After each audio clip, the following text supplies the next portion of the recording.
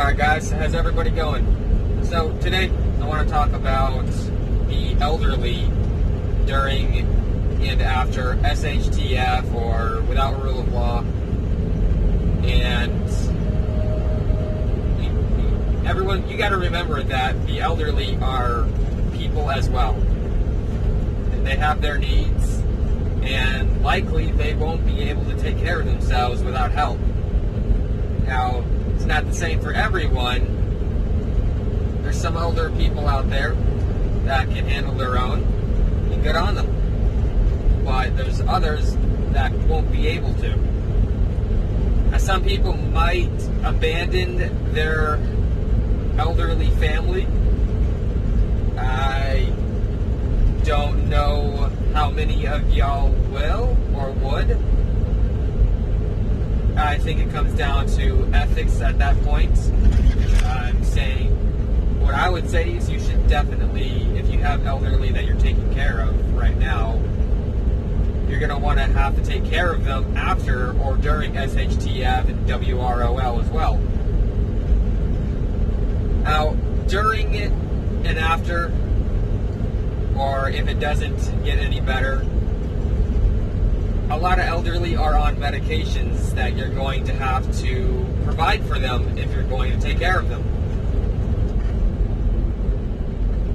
Now, it's important that you know right now what medicines they take and what doses of those medicines they take. That way you can make sure that you have enough supply right now,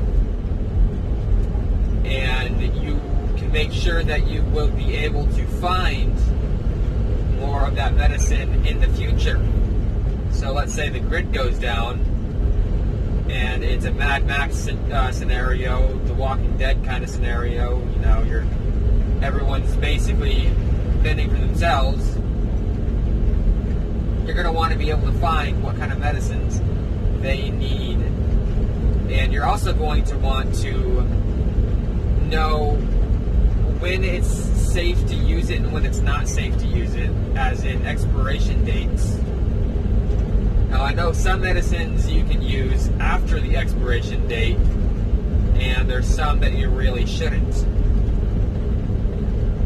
So you're going to have to make sure that the medicines that you're going to be administering them is going to be safe to use.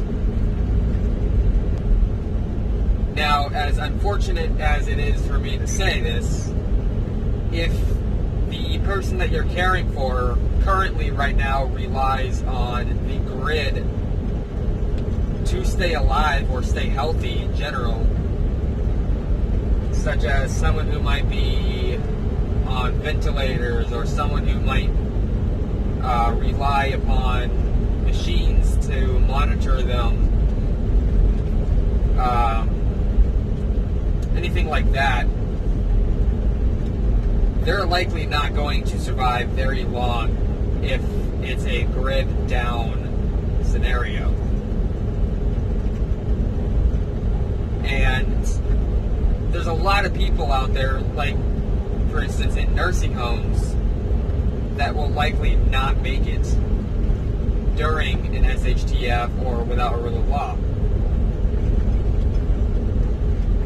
Also, people who have Alzheimer's or anything similar to Alzheimer's will likely not make it very long during SHTF or without rule of law as well. And these people might need very special care in order to keep them safe from harming themselves and or others. Now, if you happen to have a generator, whether that be fuel by gasoline or electric, you might be able to help some of these people who require technology to stay alive if the grid is down. That's not going to be a whole lot of people. I understand there's a lot of people that do have generators, but how many of these people have elderly to take care of? Also, some people might come to the elderly's help even if they're not obligated to help them. some random person comes upon like a nursing home and is able to somehow keep the electric going if the grid is down, then that might be the morally good thing to do. However, it might be very dangerous in terms of your resources. But nevertheless, the elderly in SHTF and without rule of law will be a challenge to take care of during these times.